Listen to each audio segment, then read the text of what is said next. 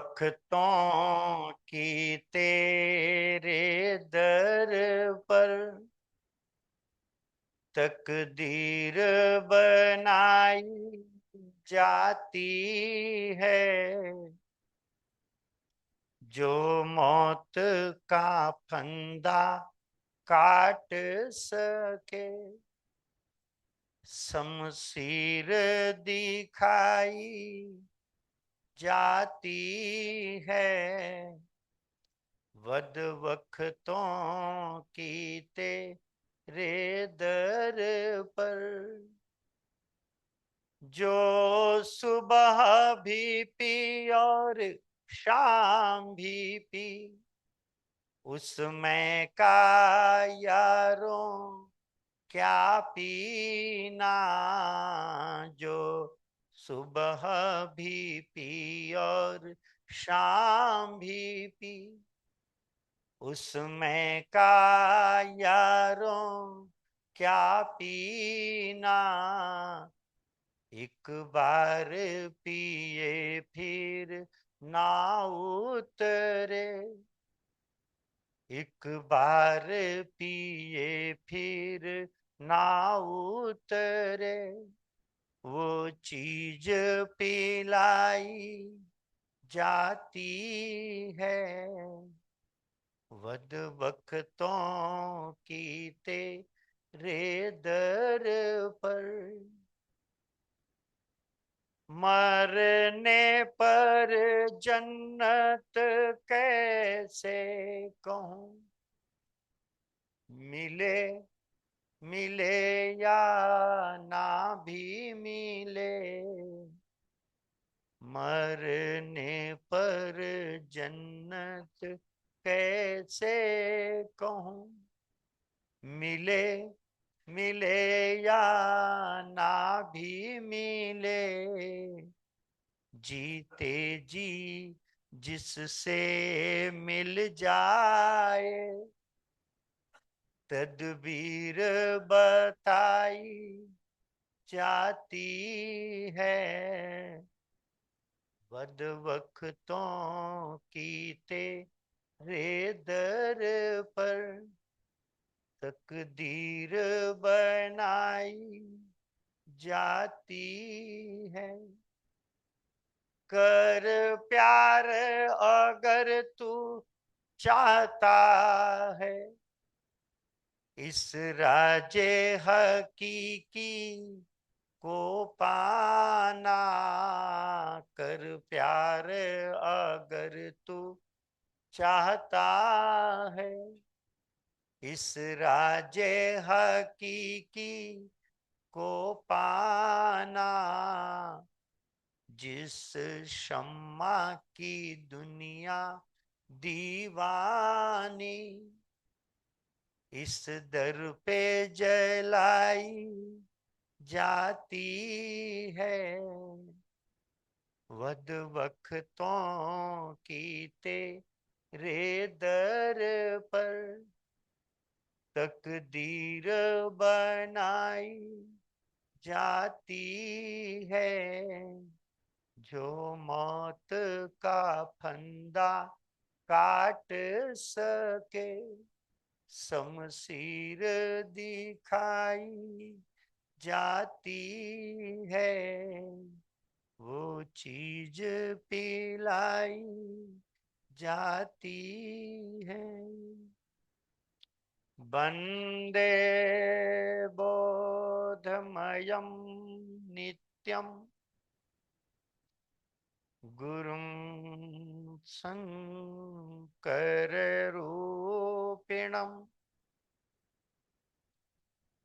यमाश्रितो हि वक्रोऽपि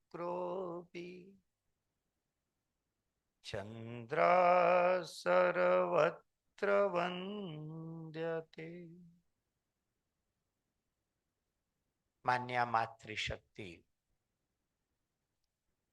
आदर के योग्य मेरे बुजुर्गों मेरे नौजवान साथियों भगवान शिव मानव जाति के कल्याण के लिए दिव्य ग्रंथ की रचना करते हैं।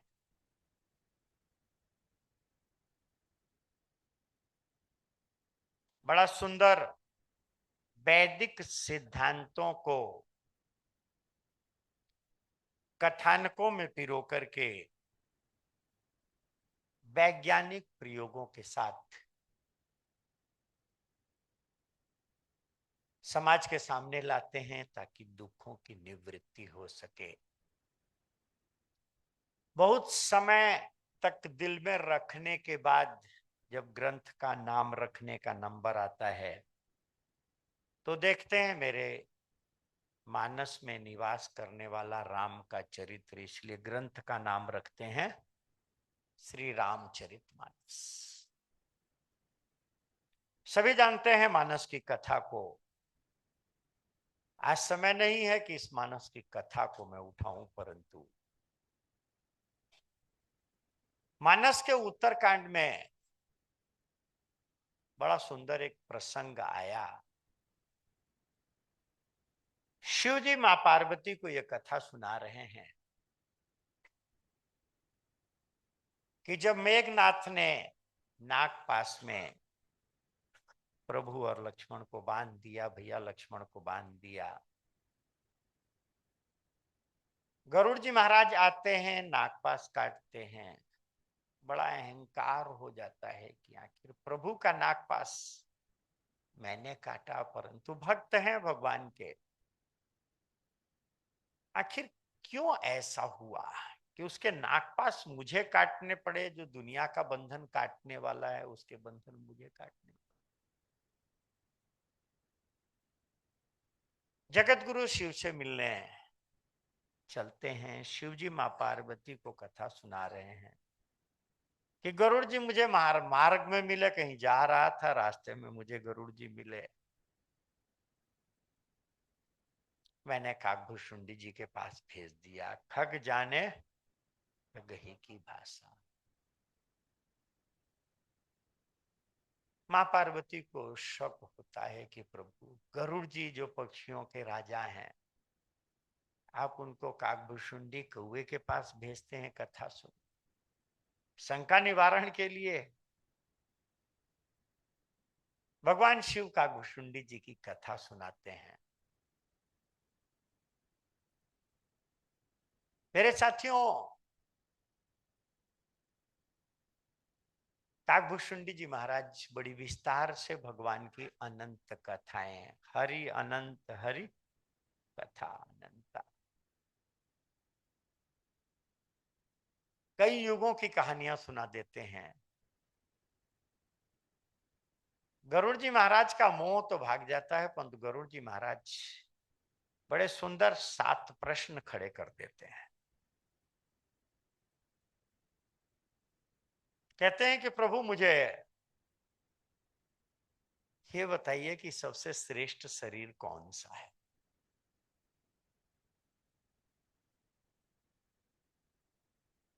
मुझे बताइए कि सबसे बड़ा धर्म कौन सा है, सबसे बड़ा पुण्य कौन सा है, सबसे बड़ा पाप कौन सा है?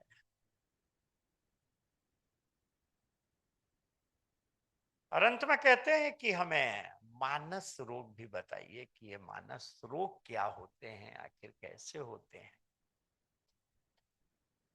अभी तक हम लोग शारीरिक रोगों की चर्चा कर रहे थे। गरुड़ जी महाराज कहते हैं कि हमें मानसिक रोग।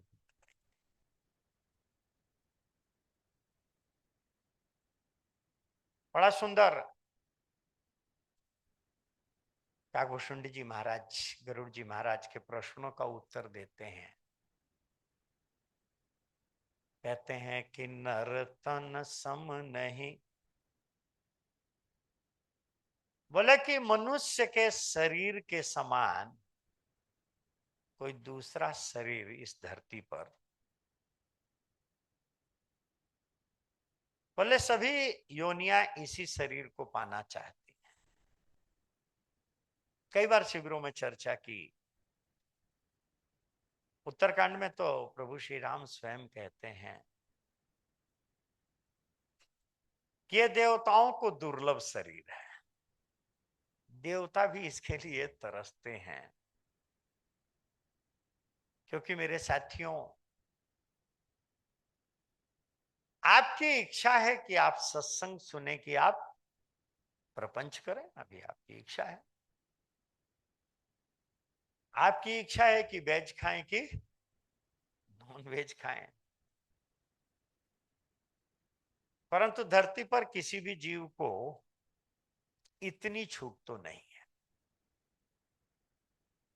ठाकुर जी का भी जो भोग लगाना पड़ता है वही बेचारे को खाना पड़ता है। आज विस्तार से नहीं करूंगा इस विषय को।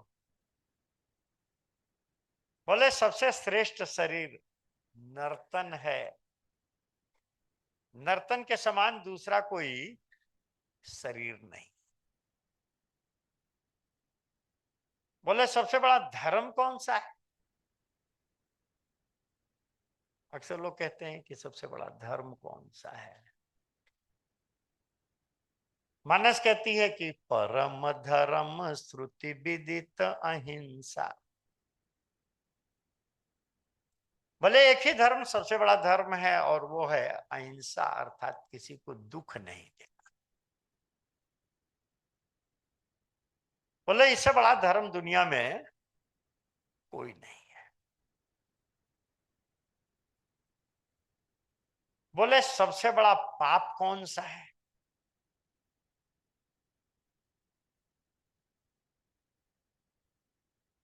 लोग समझ रहे होंगे दूसरे को दुख देना। परंतु मानस कहती है कि पर निंदा सम अघन गरीसा। बोले दूसरे की निंदा के समान दुनिया में दूसरा कोई पाप नहीं है।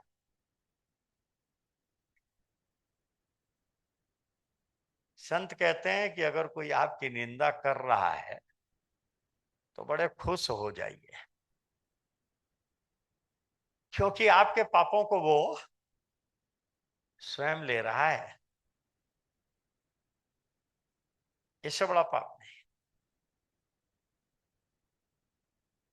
बोले सबसे बड़ा दुख कौन सा है?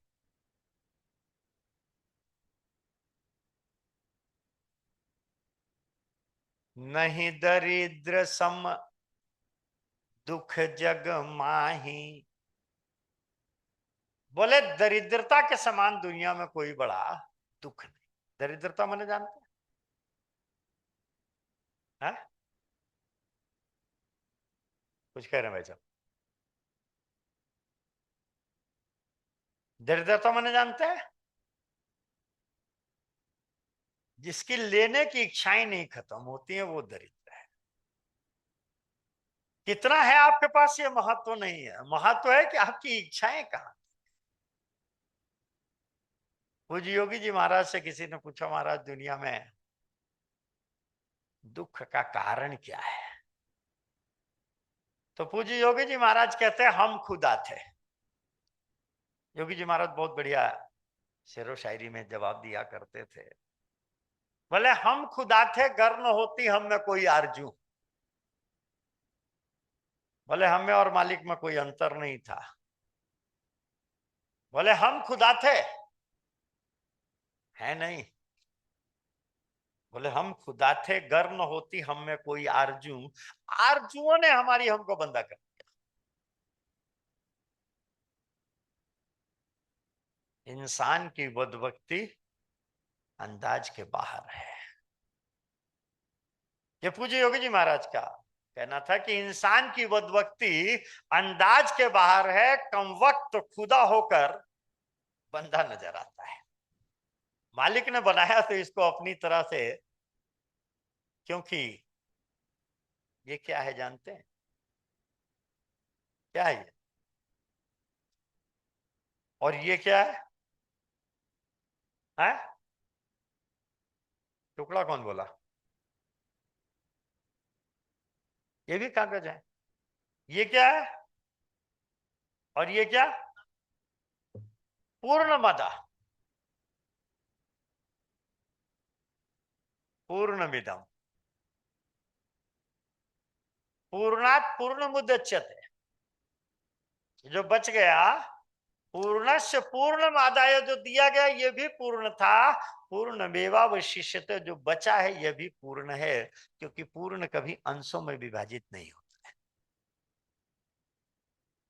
हम खुदा थे गर न होती हम में कोई आरजुओं ने हमारी हमको बंदा कर दिया। बोले दुनिया में सबसे बड़ा दुख यही है। आप मंदिर में इसीलिए झुकते हैं, गुरु के आगे इसीलिए झुकते हैं, कहीं इसीलिए झुकते हैं क्योंकि आपको चाहिए। जिस दिन चाह खत्म हो गई ना, फिर कौन भगवान और कौन इंसान। फिर भी कोई किसी के आगे झुकेगा क्या? चाह गई, चिंता मिटी, मनवा बेपरवाह, जाहे कछु न चाहिए, सो साहन पति साह वो राजाओं का राजा होता है। इसलिए मानस में लिखा कि सबसे बड़ा दुख कौन सा है। यहाँ आपको बार बार चाह खत्म करने की फिलॉसफी दी जा रही है। दुनिया कहती है चाह खत्म।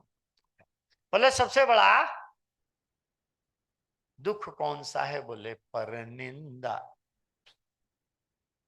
नहीं दरिद्र सम दुख जग माई। बोले सबसे बड़ा सुख कौन सा है फिर? बोले सबसे बड़ा सुख कौन सा है? बोले संत मिलन सम सुख जग नाही। बोले संत के मिलने के समान दुनिया में बड़ा सुख नहीं हो सकता। बोले क्यों भाई? क्योंकि संत मिलेगा तो सत्य की चर्चा करेगा, और जहां सुमति तहां संपत्ति नाना, जहां विपत्ति तहां विपत्ति निदाना। इसीलिए प्रभु श्री राम जब सबरी को नवधा भक्ति का उपदेश करते हैं तो वहां कहते हैं प्रथम भगति संतन कर संगा। कि संत करेगा क्या? तो दूसर रति मम कथा प्रसंगा।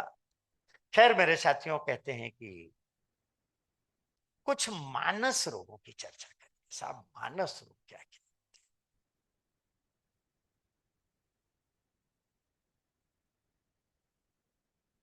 काकभूषुंडी जी महाराज बड़ा सुंदर मानस रोगों की चर्चा करते हैं।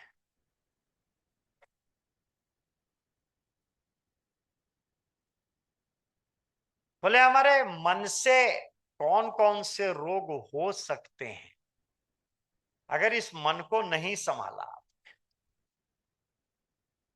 तो सारी समस्या की जड़, हम लोग चर्चा कर रहे थे ना, ये मन ही है। सारी समस्या की जड़ ये मन बड़ी समस्याएं पैदा कर।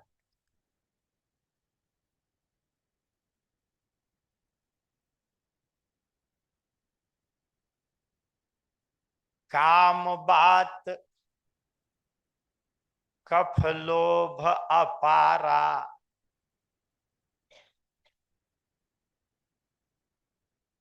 बोले कि कामनाएं जो है ये वात है।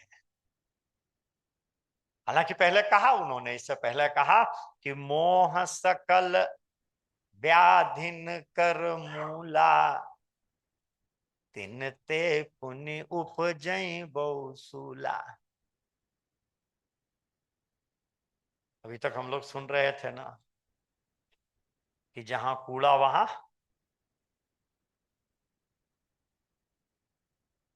पंत काकभूषुंडी जी कहते हैं कि मोह सकल व्याधिन पर मूला। सारी समस्याओं की जो जड़ है ये मोह।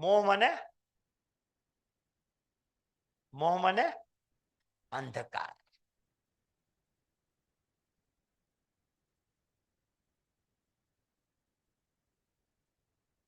हम सत्य को नहीं जानते हैं, यही सारी समस्याओं की जड़ है। पूज्य योगी जी महाराज कहते हैं कि सत्य को जान लो और दुखों से मुक्त। दुख जिंदगी में है तब तक, बीमारियां हैं तब तक, जब तक कि हमने सत्य को नहीं किया। जो हम कुछ का कुछ मान बैठे, भोजन में वजन है, हमने शक्ति मान लिया। अब यहां से समस्या शुरू हो जाएगी। दवाई में राहत है, हमने शक्ति, दवाई में तंदुरुस्ती मान ली, बस यहां से शुरू हो जाएगा खेल। पैसा है सामान देने का साधन, परंतु हमने पैसे में बस यहां से सारी समस्याएं। मोह सकल व्याधिन कर मूला, तिन ते पुण्य उपजई बहुसूला। सारी समस्याएं यहां से शुरू होती हैं। इसीलिए पूज्य योगी जी महाराज सतत सत्य को जानने के लिए,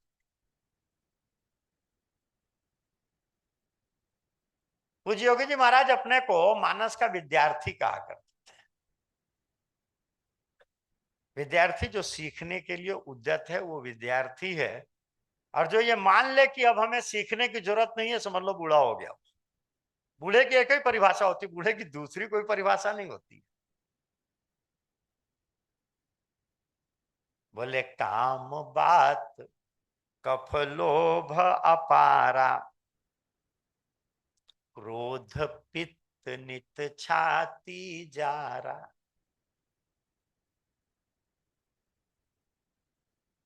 बोले काम, कामनाएं जो है ये बात है। बोले कफ की अगर समस्या है तो समझ जाओ कि वो व्यक्ति लोभी है। जिनके जिनके कफ की समस्याएं हैं, कफ लोभ अपारा, क्रोध पित्त नित छाती जारा। और क्रोध कर रहे हैं तो ये समझिए पित्त को बढ़ा रहे हैं, और ये छाती में आपके जलन पैदा कर। प्रीति करही जो तीनों भाई,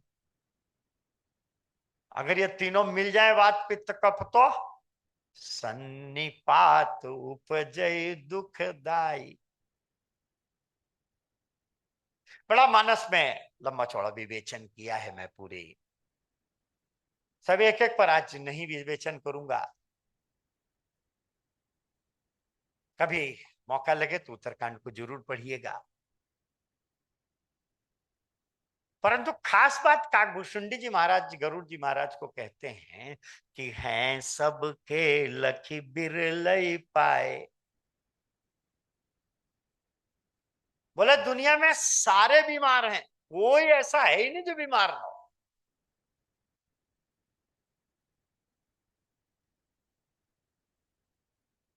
बोले संत हृदय का नर बापूरे।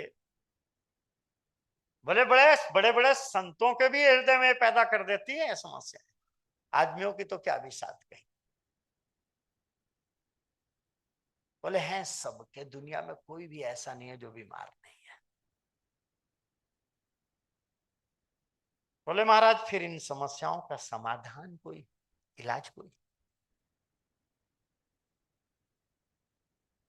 बोले समस्याएं तो समस्याओं का इलाज भी होगा कोई।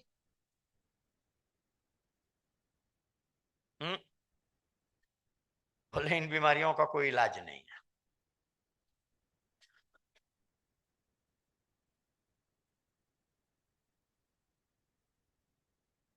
बोले कोई इलाज नहीं है।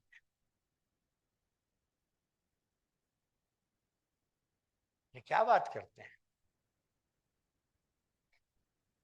बोले नेम धर्म आचार तप,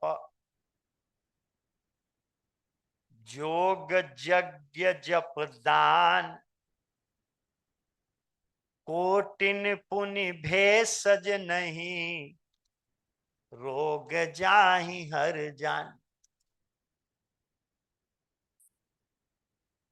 भले आप समझते हैं कि कुछ नियम व्रत करने से चली जाएंगी ये बीमारियां, तो दिमाग से वहम निकाल दो। लोग कहते हैं धर्म के रास्ते पे चलो तो बीमारियां, जीवन की समस्याएं खत्म हो जाएंगी। बोले ये भी नहीं। बोले कहते आचार विचार को शुद्ध कर लो। बोले इससे भी जाने वाले। बोले तप करो। बोले इससे भी नहीं जाने वाला है। नेम धर्म आचार तप, बोले जोग लगाओ। बोले इससे भी नहीं पार होने वाला। बोले हवन पूजन कर लो।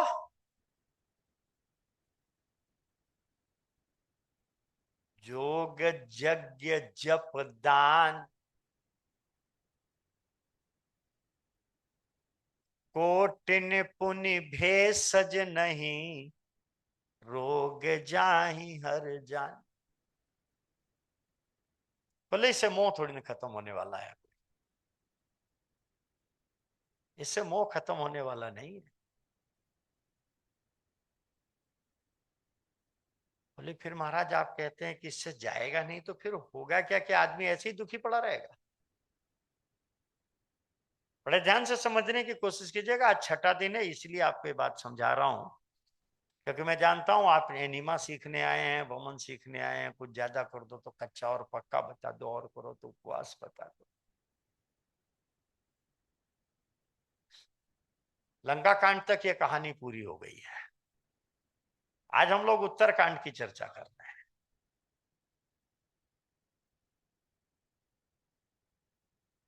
बोले कोटिन पुण्य भेषज नहीं, रोग जाए हर जाए। बोले फिर जाएंगे कैसे, ये तो बताओ।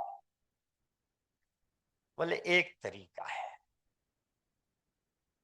बोले जाने ते छीजे कछु पापी। अगर आदमी समझ जाए कि यार गुस्सा तो मुझे आती है, इच्छाएं तो मेरे अंदर हैं, क्रोध तो मुझे, ईर्ष्या तो मेरे अंदर है, दूसरे से जलन तो मेरे अंदर है।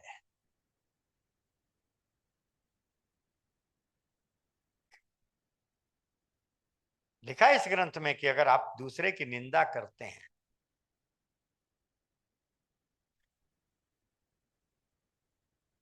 तो डमरुआ गले में जो गांठें आ जाती हैं, ये स्थिति फूल जाएगी।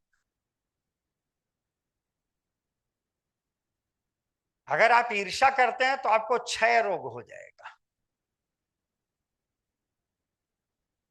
अलग अलग रोगों का बड़ा विस्तार वर्णन किया। बोले एक तरीका है कि अगर हम समझ जाएं कि यार मेरे अंदर है, तो बोले जाने ते छीजे कछु पापी। कुछ इसका प्रभाव कम होने लग जाता। होता यही है ना कि आदमी स्वीकार करने को तैयार नहीं। मानस में शिव जी बड़ा सुंदर कथा लिखते हैं। इतना बड़ा धनवान, इतना बड़ा बलवान, इतना बड़ा बुद्धिमान और इतना बड़ा भक्त कि जहां शिव जी पूजा करवाने आते थे, इतना बड़ा भक्त कि उसने शीश काट करके चढ़ा दिए। क्या गलती हो गई कि आज इतिहास में उसका कोई नाम लेने वाला नहीं, कोई अपने बेटे का नाम नहीं रखता है? क्या गलती हो गई थी रावण से, जानते हैं? रावण ने क्या गलती कर दी थी कि कोई अपने बेटे का नाम रावण नहीं रखता? लोग कहते हैं कि सीता हरण कर दिया था उसने। मां सीता का हरण किया था ना। हम जब मानस के प्रसंग को उठाएंगे तो मानस में प्रारंभ में ही, बालकांड में ही एक और विचित्र घटना आती है कि जहां इंद्र गुरुगामी, गुरु पत्नी गामी हो गया था। इंद्र ने गुरु पत्नी के साथ गलत काम कर दिया था। और इंद्र तो अपने बच्चे का नाम रखते हैं ना। क्या अंतर था इंद्र और रावण में?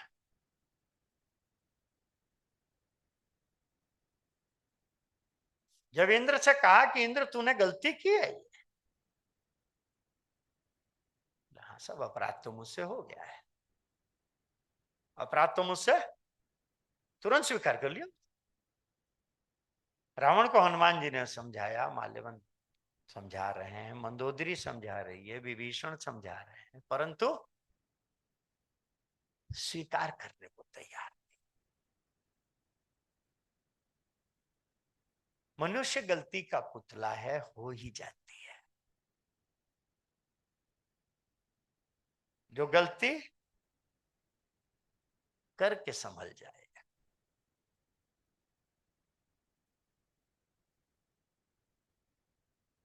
काकभूषुंडी जी गरुड़ जी महाराज से कहते हैं, जाने ते छीजे कछु पापी, नासन पावहि जन परितापी। बोले महाराज ये तो हुआ कि प्रभाव कम होने की बात यह है कि खत्म कैसे होंगे ये बताओ। हम समझ गए कि साहब हमारे अंदर ये दोष है। मैं मानता हूं कि साहब हम बीमार हैं, बहुत गुस्सा आती है, बहुत हमारे को क्रोध जाता है, भय लगता है हमारे को, कामनाएं भी हमारे बहुत अंदर है, हमारे अंदर ईर्ष्याएं भी पड़ी हैं, हमारे अंदर सब पड़ा है। महाराज ये जाएगा कैसे? क्या कहते हैं, जानना चाहते हैं? बढ़ा जाए आगे। हैं सबके, कोई ऐसा भी है जो हम में से बीमार नहीं हो? सब बीमार है। काकभूषुंडी जी से गुरु जी महाराज पूछते कि जाएंगे कैसे? बोले गुरु जी महाराज एक तरीका है। बोले क्या? बोले राम कृपा ना सही सब रोगा। बोले अगर राम की कृपा हो जाए तो ये सारे रोग नष्ट हो सकते हैं। फिलाराम जी क्या कहते हैं? राम की कृपा अगर हो जाए तो बोले सारी समस्याएं खत्म हो सकती हैं, सारे विरोध खत्म हो सकते हैं, परंतु राम की कृपा होगी कैसे?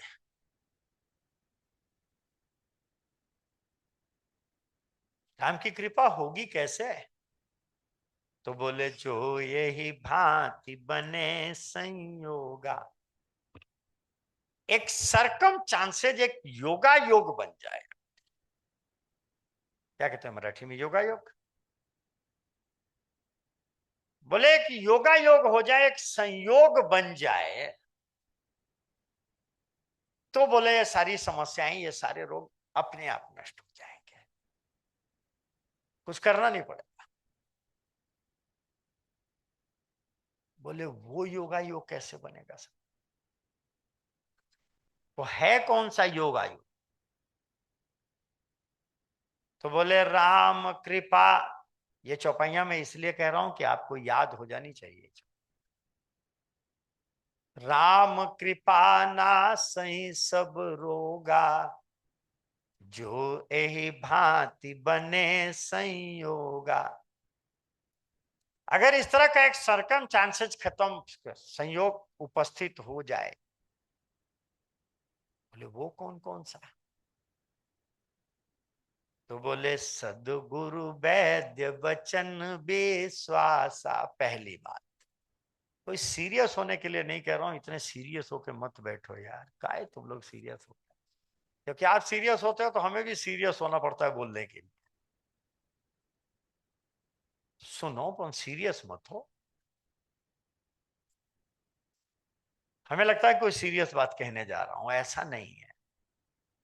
शिव जी महाराज कह रहे हैं कि आपको एक सदगुरु मिल जाए। बहुत कठिन है। गुरु तो बहुत मिलेंगे, आप गुरु बहुत मिलेंगे। बनारस में तो चले जाओ, क्या हाल है गुरु। वहां तो हर एक गुरु है। पर बोले सदगुरु मिल जाए आप, बहुत कठिन है। आज टीवी खोलिए, गुरुओं की भरमार है, भरमार है गुरु। बोले सदगुरु बहुत मुश्किल से मिलेगा। मानस में लिखा है कि सचिव वैद्य गुरु तीन जो प्रिय बोले भयास। पहचान बता रहे हैं, मानस में लिखा है कि सचिव वैद्य गुरु तीन जो प्रिय बोले भयास। राज धर्म तन तीन को होय बेगही नास।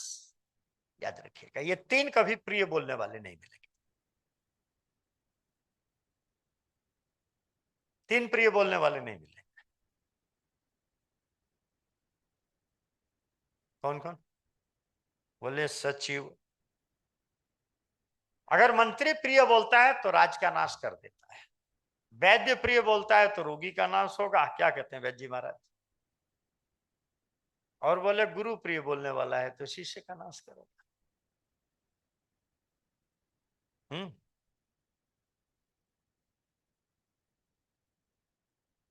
क्योंकि कौन है गुरु? बोले गुरु कुम्हार शिष्य कुंभ है।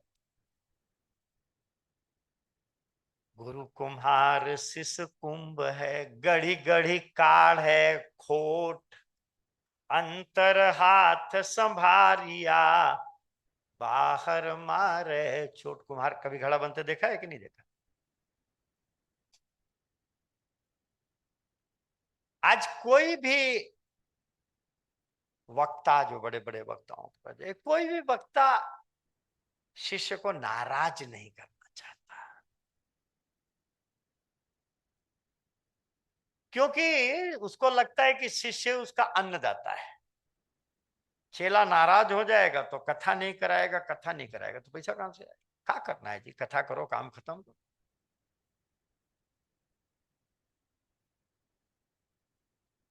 पढ़ रहे थे एक दिन योगी जी महाराज की कथा। एक बहुत बड़े ट्रस्ट ने योगी जी महाराज को एक सम्मेलन की अध्यक्षता के लिए बुलाया। 3 दिन की अध्यक्षता सम्मेलन, संत सम्मेलन 3 दिन की अध्यक्षता के लिए बुलाया। मानस पर सम्मेलन रखा गया। जब पहले दिन सम्मेलन का उद्घाटन हुआ, पहला सत्र प्रारंभ हुआ, तो सारे संत अपना बढ़िया, जब संत आते हैं महामंडलेश्वर, संत जितने भी आते हैं तो सबके चेले और वो सब पहले आते हैं, सब रसोई और सब उनकी व्यवस्थाएं पहले से लिस्ट पर, कौन कहाँ बैठेगा यहां तक तय हो। सो सब बड़े बड़े संत अपना नाश्ता पानी करके और मंच पर बैठे थे। आपके बरेली की घटना है। अध्यक्षता योगी जी महाराज की थी। जब सारे बोल लिए, बाद में योगी जी का नंबर आया जब सत्र के बाद में, तो योगी जी महाराज ने कहा कि यह विश्व का मानस का सम्मेलन है और आश्चर्य है कि मानस में किसी ने नाश्ता नहीं किया और यहां मानस के सारे वक्ता नाश्ता करके मंच पर बोलने आए।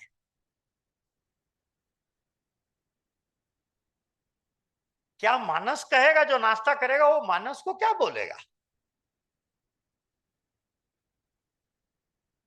योगी जी महाराज किसी का उधार खाता रखते नहीं थे। जो कहना है, कौन कहते थे, कौन दिमाग में रखे? भाई किसी की गलती दिमाग में रखना मतलब अपने अंदर उसका बीज बोना है ना। जो कहना है कह के खत्म। सत्र तो खत्म हो गया, परंतु जो ट्रस्ट के बड़े बड़े जो ट्रस्टी थे, ऑर्गेनाइजर, वो योगी जी महाराज के पास आए, हाथ जोड़े, महाराज जी बाहर आपके लिए गाड़ी खड़ी है, आप जहां कहें वहां छोड़ देगी गाड़ी आप। योगी जी ने वो चिट्ठी निकाली, तो मोबाइल वोबाइल तो चलता नहीं था, चिट्ठी चलती थी, निकाल दी। आपने 3 दिन के लिए बुलाया है मुझे, आप 3 दिन के लिए बुलाया है? ये सत्य घटना बता रहा हूं। बोले 3 दिन के लिए बुलाया आपने?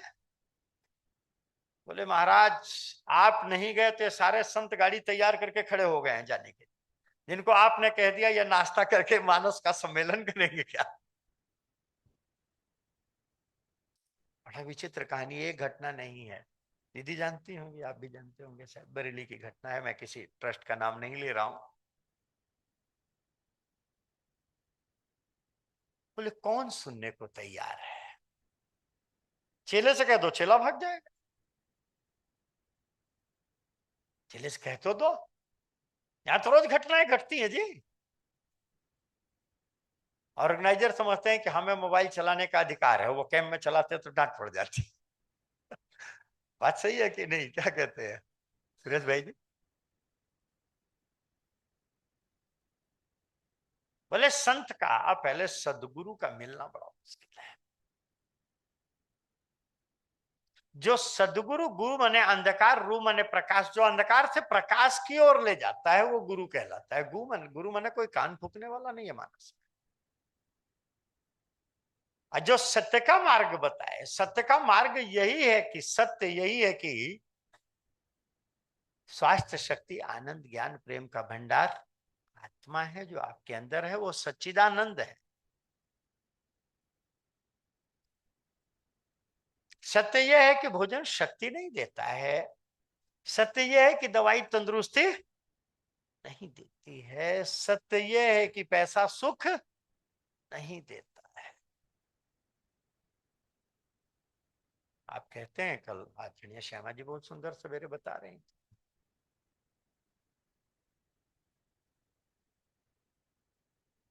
बेटा मर गया, आप दुखी हैं, तो संत एक ही बात पूछेगा कि क्यों रो रहा है, तो ये बता दे भाई, रो किसके लिए रहा है? कौन मरा है जिसके लिए तू रो रहा है, ये बता दे खाली।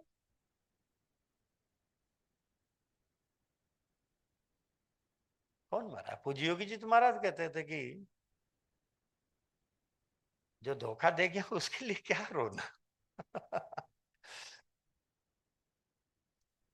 अरे भाई, फेरे लगाए थे ना उसने जन्म जन्म तक साथ निभाने के, और बीच में धोखा दे करके चला गया, तो बोले उसके लिए क्या रो?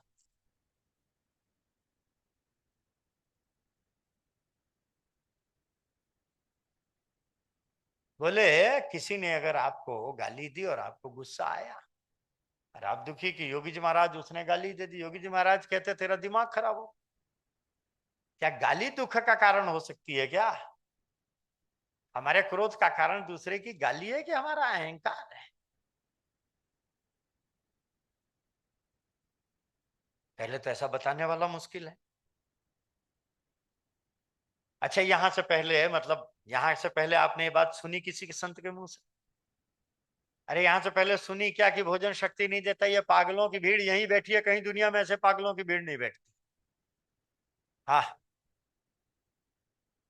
जहां भोजन शक्ति नहीं दिया जाए, देता ही ये कहा जाए, जहां आप कहोगे साहब अंधेरा आ रहा है, डॉक्टर गोपाल कहेगा ये नीमा ले लो। हाँ, आप कहोगे चक्कर आ रहे हैं, उनके बमन कर डाल, निकाल डाल पानी अंदर से। आप कहोगे डॉक्टर साहब बड़ा दुख लग रहा है, हमारा तो चोरी हो गई। एक भाई हमसे बोले साहब कि डॉक्टर साहब मैं तप करता हूँ, सेवा करता हूँ, सुमिरन करता हूँ, मेरे घर में चोरी क्यों हुई? कल मेरे घर में चोरी हो गई, क्यों हुई? मैंने कहा कैसा लगा? अरे बोले आप मेरे प्रश्न को टाल रहे हैं, मैं तीनों साधनाएं कर रहा हूं, मेरे घर में चोरी क्यों हुई? मैंने कहा मैं पूछ रहा हूं कैसा लगा। बोले साहब आप मुझे टाल रहे हैं, मैं पूछ रहा हूं, आप जवाब नहीं दे रहे हैं मेरे प्रश्न का। मैंने कह रहे दे, बहन को फोन दे। मैंने पूछा सरोज बहन कैसा लगा? बोली मैंने 1100 रुपए निकाल दिए भगवान के। बोले 1100 निकाल दिए? मैंने कहा कैसा लगा? लेकिन लगना कैसा है, निकाल दिया 1100 रुपए, जो होगा भगवान ने।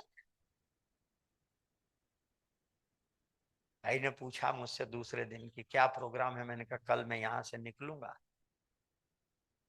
रात को तुम्हारे शहर से मेरी ट्रेन 1 बजे रात निकलेगी, रात को 1 बजे आ गया ट्रेन पर, साहब सीट नंबर पूछ लिया, आ गया, रात को 1 बजे जगा दिया है। बोले 10 मिनट रुकेगी, नीचे आइए।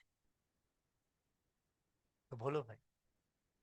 बोले मेरे घर में चोरी क्यों हुई?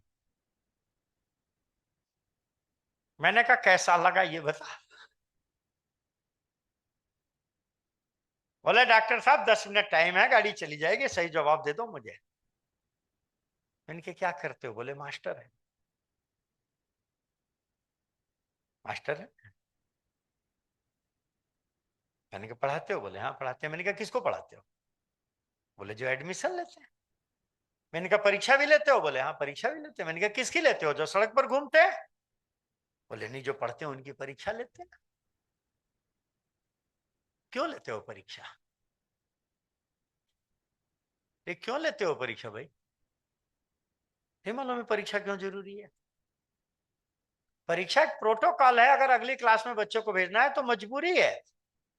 क्लास टीचर जानता है कि मेरा विद्यार्थी कितना जानता है, परंतु ये नहीं चलेगी। उसे अगली क्लास में जाना है तो परीक्षा पास। इनकी परीक्षा लेते हो? बोले हाँ लेते हैं। क्यों लेते हो? क्योंकि अगली क्लास में जाना है। तो मैंने कहा तुम तब सेवा सुमिरन पढ़ रहे हो तो मेरे घर में चोरी होगी क्या? अरे जो पढ़ रहा उसी के घर में तो चोरी होगी भाई। इसीलिए पूछ रहा हूं कैसा लगा। नहीं समझ में आई? किसी ने गाली दी तो ये पूछना कैसा लगा। इस मन से पूछो तुझे कैसा लगा। मौसम बदला तो देखो कि शरीर को कैसा लगा। चर्चा हुई थी ना कि विषय साधक सिद्ध सयाने, सवेरे चर्चा हो रही थी।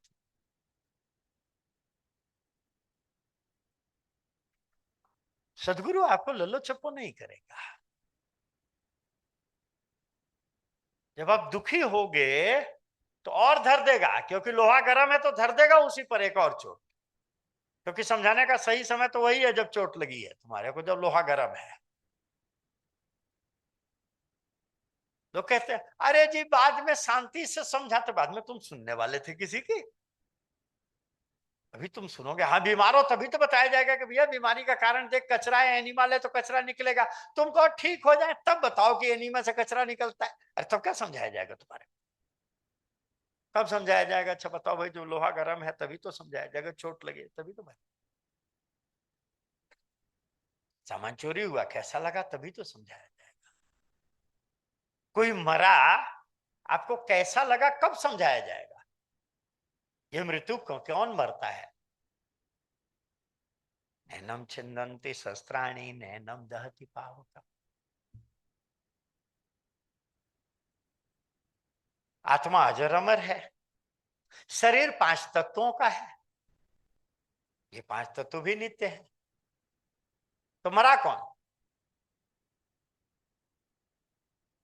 मैथिली शरण गुप्त कहते हैं निर्भय स्वागत करो मृत्यु का, मृत्यु एक विश्राम स्थल। जीव जहां से फिर चलता है धारण कर नव जीवन संबल। बोले बहुत कठिन साई से मिलेगा आप।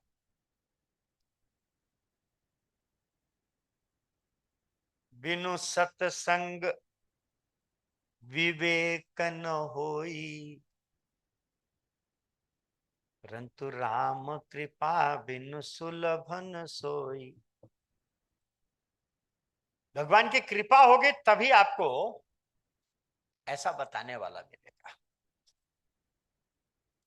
बोले सदगुरु वैद्य अगर मिल भी गया तो क्या इसकी बात पर विश्वास होगा आपको? बड़ा कठिन है। वचन विश्वासा,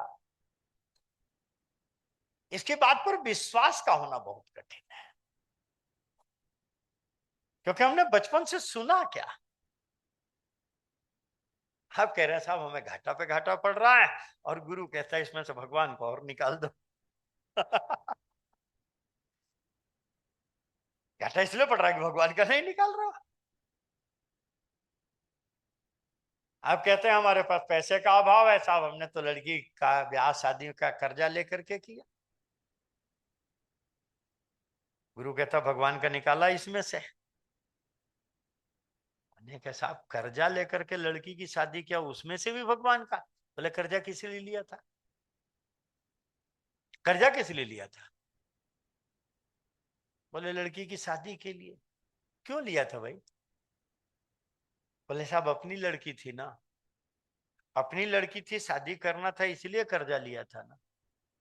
बोले अपनी लड़की की शादी के लिए तू 5 लाख कर्जा ले सकता है, भगवान अपना नहीं है जिसके लिए 50,000 कर्जा और ले लेता। देख तमाशा क्या होता।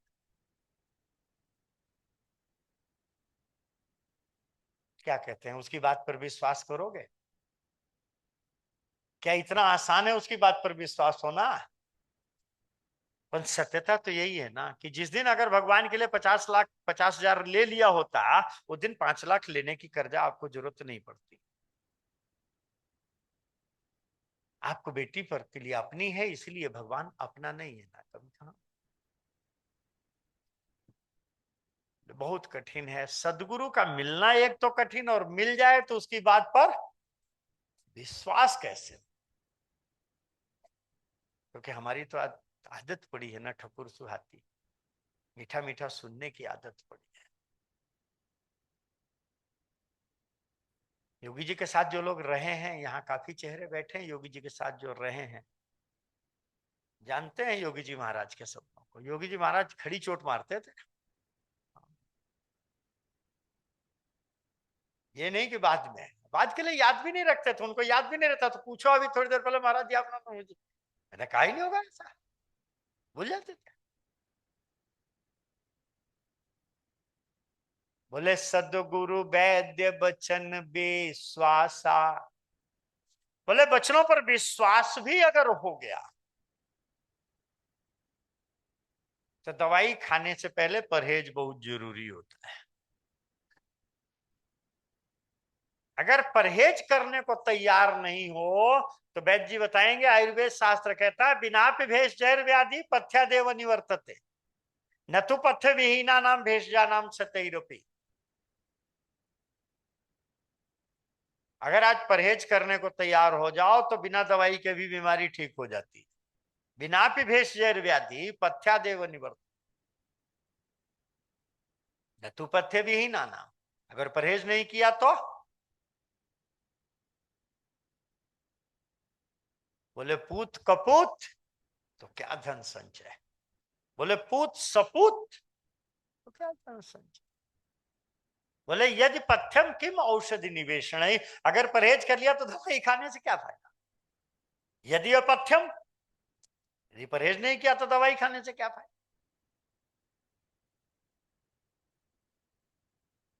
बोले कि परहेज क्या करना है महाराज, दवाई तो बाद में दी जाएगी, पहले परहेज को तैयार हो जाओ। बोले परहेज क्या है? तो बोले संयम यह न विषय के आशा। बोले अगर परहेज करने को तैयार हो तो याद रखना आपके रोग जा सकते हैं। और परहेज क्या है? संयम यह न विषय के आशा, विषय माने बाहर से सुख की आशा। चर्चा हो चुकी है विषयों की, हमने भी चर्चा की, आदरणीय श्यामा दीदी जी ने, हमारे भाई साहब ने भी चर्चा की। अगर आप भोजन से शक्ति की आशा, अभी कहीं दिमाग में दूर दूर तक पड़ा है भोजन से शक्ति की आशा, तो भूल जाइए बीमारी की बात कि आपकी बीमारियां जा सकती हैं। आज चली भी गई तो कल फिर लौट करके आए, क्योंकि आप यहां उपवास तो कर लोगे। मुसलमान थूक भी नहीं कर सकता है दिन भर, शाम को ऐसा टूट करके पड़ता है कि बस क्या खा लूं। और हमारा हिंदू नवरात्र लौंग के जोड़े पे कर देता, पर 9वें दिन ऐसी कसर, क्या 9 दिन की कसर, पूड़ी कचौड़ी सब कुछ 9वें दिन कसर पूरी कर देता है। इसलिए हिंदू नवरात्रों के बाद और मुसलमान रोजों के बाद बीमार पड़ता, सावधान रहना।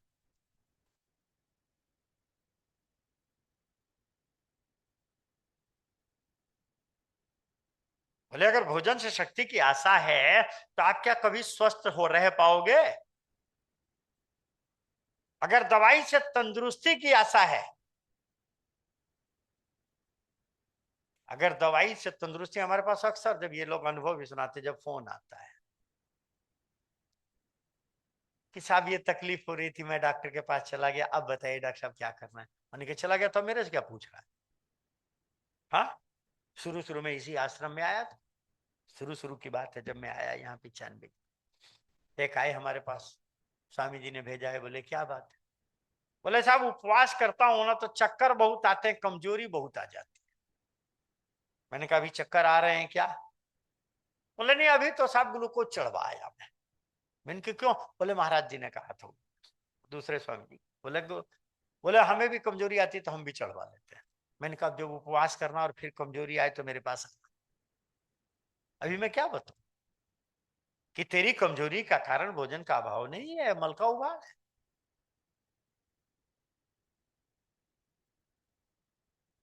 बोले संयम यह न विषय के आशा, दर्द हो रहा तो दर्द के कारण को समझिए, बुखार है तो बुखार के कारण को समझिए ना। बुखार कोई दुश्मन नहीं है। हिपोक्रेट्स कहता है, you give me fever I cure all disease. संयम यह न विषय के आशा। अगर आप परहेज करने को तैयार हैं, अगर आप समझते हैं कि पैसा सुख देगा, तभी बीमारी मुक्ति की बात भूल जाएगी। अभी चिंता मुक्ति नहीं आएगी आपके जीवन में, मस्ती नहीं आएगी। पूजा दीदी जी कहती हस्ती मिटती है तो मस्ती आती है। हस्ती और मस्ती दोनों मिटने तो हस्ती।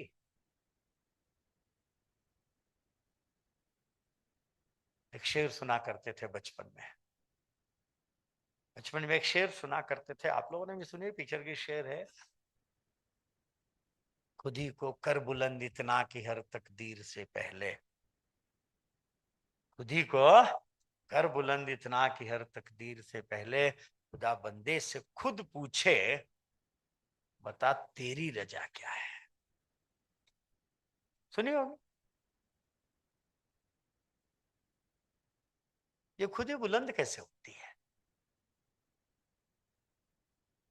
अरे ये भी तो सुना होगा कि ये खुद ही बुलंद कैसे होती है। नहीं सुना? ओ बम्बैया भाई, नहीं सुना? वो क्राइम ब्रांच बोल भाई, नहीं सुना? मिटा दे अपनी हस्ती को, मिटा दे अपनी हस्ती को, अगर कुछ मर्तबा चाहे कि दाना खाक में मिलकर गुले गुलजार होता है। अगर मिटने को तैयार नहीं हो तो अभी गुलजार होने की बात छोड़, अपने को मिटाना तो पड़ेगा। आप मिटा दे अपनी हस्ती।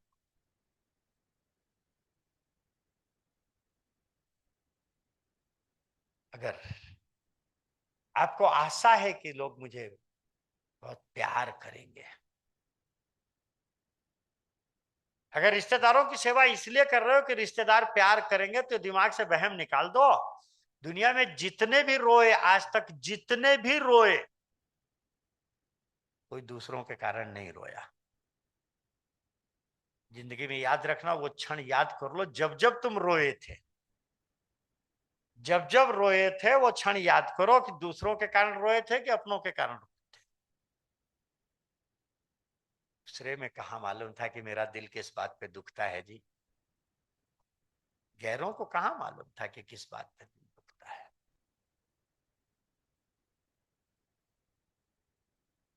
संयम यह न विषय के आशा। अगर आशा आप करते हैं कि ये संबंधी तुम्हें प्यार देंगे, तो ये भ्रम निकाल दो। तो क्या करें, हम प्यार ना करें? करो, करो, करने को कौन मना करता है?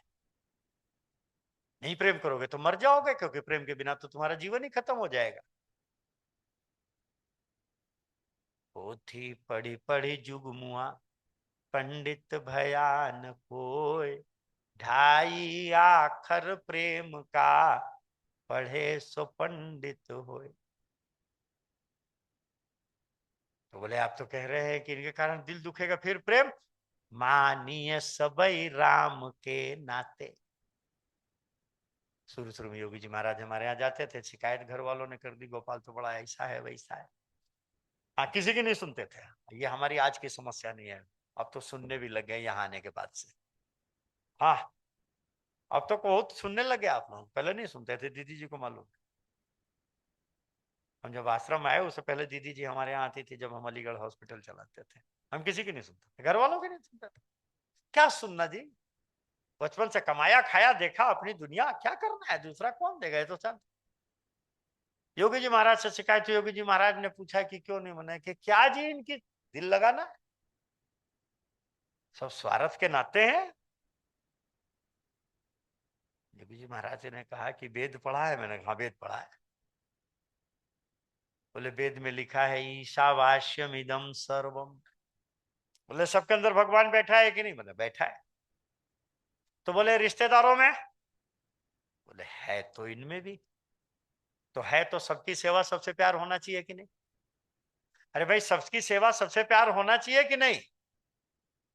करो सबकी सेवा सबसे प्यार, पर किसके नाते? ईशावास्यमिदं सर्वम, सबके अंदर वह सत्ता बैठी है, इसलिए सबकी सेवा सबसे प्यार। करने को मना नहीं है, कमाने को मना नहीं है, कमाइए, राम जी ने दिया। मैंने सवेरे भी कहा था कि कर्म तो करना ही पड़ेगा, पर संयम यह न विषय के आशा। बोले अगर परहेज करने को तैयार हो गए, अब गुरु आपको भगवान की भक्ति रूपी दवाई देगा। रघुपति भगत सजीवन मूरी। सवेरे बड़ी बढ़िया चर्चा चल रही थी, नाम जप की साधना की आपने चर्चा सुनी। खूब अच्छी तरह से समझ लीजिए कि जो भगवान है वो है क्या। सब भगवान को प्राप्त तो करना चाहते हैं, पर भगवान है क्या यही नहीं जानते हैं। सब नाम जप कर रहे हैं, पूजा कर रहे हैं, पाठ कर रहे हैं, कभी जाना भगवान है क्या?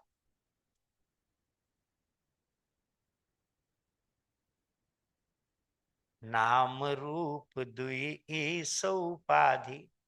ये नाम रूप तो दो उपाधियां हैं। क्या नाम भगवान है, रूप भगवान है क्या? कासे कबूतर खासे खरगोश बचपन में पढ़ाया जाता है, इसे का ज्ञान कराने के लिए। कासे कबूतर नहीं होता है, काका ज्ञान कराने के लिए कबूतर पढ़ाया जाता। धनुष पकड़ा दिया तो राम हो गए, मुरली पकड़ा दी तो कृष्ण हो गए, और डमरू पकड़ा दिया तो बाबा हो गए। यह है किसका रूप और नाम? विधि हरिहर मैं वेद प्राण। तो सब चर्चा हो चुकी है, मैं बहुत विस्तार से नहीं जाऊंगा इसमें, क्योंकि मेरा समय भी मुझे मालूम है कि बोले वो विधि हरिहर में, विधि उत्पन्न करने वाला, हरि पालन करने वाला, हर संहार करने वाला, वही सत्ता हमारे अंदर सब कुछ करने वाली है। वही हमारे सेल बना रही है, वही हमारे शरीर का पालन पोषण कर रही है, और वही हमारे शरीर से सेल का, हमारे सारे शरीर का निष्क्रिय जो भी गंदगी है, जो भी इसकी बुराइयां हैं, सब खत्म करने वाली। बात समझ में आ गई, बात समझ में आ गई, तो महत्वपूर्ण होता है कि अनुपान। अनुपान जानते हैं? अनुपान जानते हैं कि नहीं जानते?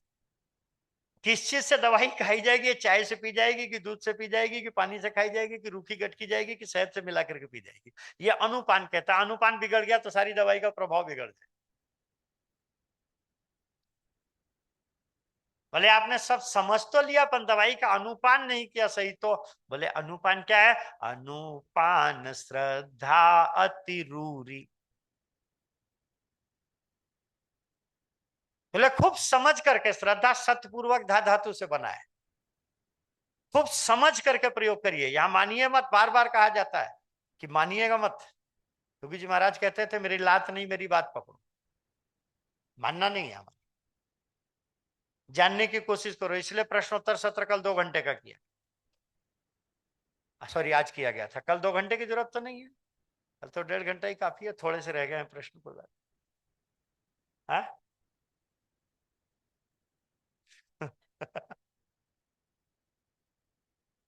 2 बजे से ही चलो, 2 बजे से रख लेंगे, कोई बात। बोले अनुपान श्रद्धा अतिरूरी। खूब समझ करके प्रयोग किया जाए, कहना मानना नहीं है, खूब प्रश्न करिए। भगवान कृष्ण कहते हैं परिप्रश्नेन सेवया। खूब परिप्रश्न, प्रश्न पे प्रश्न, प्रश्न पे प्रश्न, परिप्रश्नेन। जानने की कोशिश में है कि एक बार में समझ में आ जाएगी। खूब समझने की कोशिश करो। अगर आप समझ करके इस राम भक्ति रूपी दवाई का सेवन करेंगे, तो राम कृपा नासै सब रोगा, जो यही भांति बने संयोगा। बोले दुनिया में ऐसी कोई बीमारी नहीं है जो खत्म होने वाली नहीं।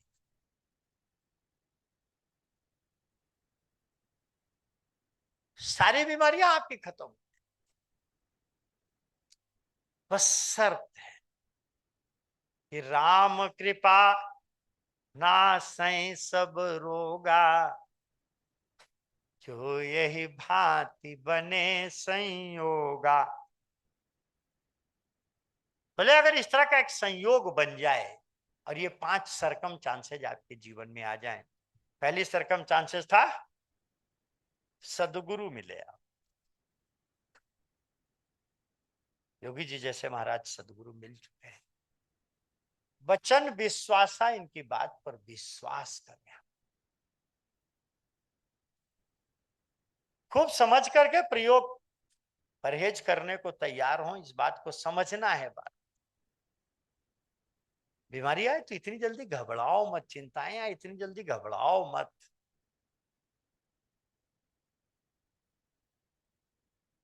सत्संग में आइए जहां भगवान की भक्ति रूपी जड़ी बूटी आपको मिलेगी।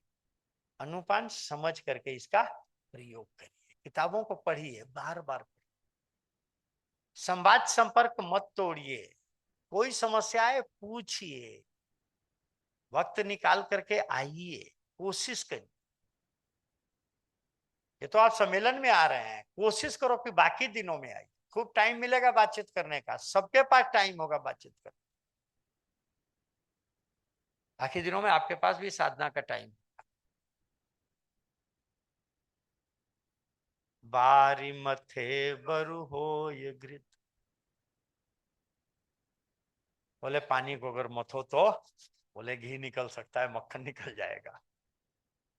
सिकता ते बरु तेल, वही हो सकता है कि सरसों की जगह रेत को अगर कुल्लू में डालो तो हो सकता है कि तेल निकल आए। बिनु हरि भजन न भवत रही, यह सिद्धांत अपे। मेरे साथियों, अगर जीवन से और जीवन के बाद के दुखों से मुक्ति प्राप्त करनी है तो केवल और केवल एक रास्ता है, और वो है भगवान का भजन, भगवान की भक्ति। हम लोगों के पास ये 5 अवसर हैं, 5 सुयोग बने हैं। हम लोगों को योगी जी महाराज जैसे गुरु भी मिले हैं। वचनों पर विश्वास करना है, समझना है और श्रद्धा के साथ इसका अनुपान करना है। दुनिया की कोई शक्ति नहीं है कि हमारे जीवन को बदलने से रोक सके। दुनिया की कोई ताकत नहीं है कि हमारे को बदलने को रोक सके। योगी जी महाराज गले पे हाथ रखे कहते थे कि नरेटी दबा लूंगा अगर जीवन नहीं बदला तो। इतना प्रोमिसेस थी, और ये भगवान शिव की भी प्रोमिसेस हैं इस ग्रंथ में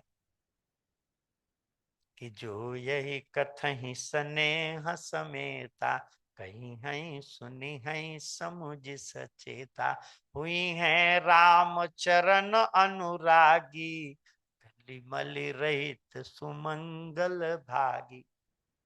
भगवान शक्ति दे। मेरे को धैर्य से आप लोगों ने सुना, बहुत बहुत धन्यवाद। मौका मिला फिर कभी सेवा का करेंगे। बहुत बहुत धन्यवाद। बोलो श्याम चंद्र भगवान की धन्यवाद जी।